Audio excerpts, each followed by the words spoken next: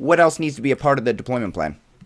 Well, we need to start thinking about sustainability early, and it sounds like a natural because we're doing lean, and lean is by definition, lean should be a sustainability piece. It is, how do you standardize work? How do you get everybody understanding exactly what's important to the organization? How do you minimize the amount of non-value added stuff going on?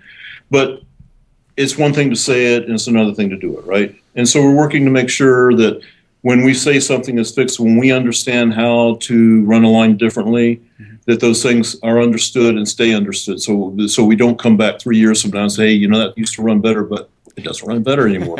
And right. So the whole sustainability piece, and it turns out, again, we talk DMAIC, it turns out the hardest step of all this stuff is control. Yeah. It is the simplest thing to explain, and it's the hardest thing to do because you're changing behaviors, you're changing behaviors of a fairly fluid population quite often.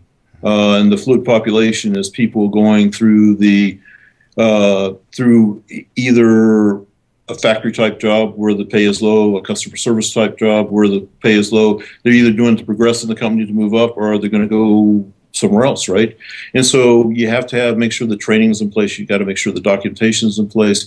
You got to make sure that when the process isn't running right at 3 o'clock in the morning, that we don't go start just turning knobs. We got to make sure that when we don't have a truck loaded properly, we just don't tell the truck to roll. We've got to make sure of all those things. And so it's all about, and I use the nasty word here, it is the quality system. And it's not the thing that's sexy. It's not the thing that sells business, by the way.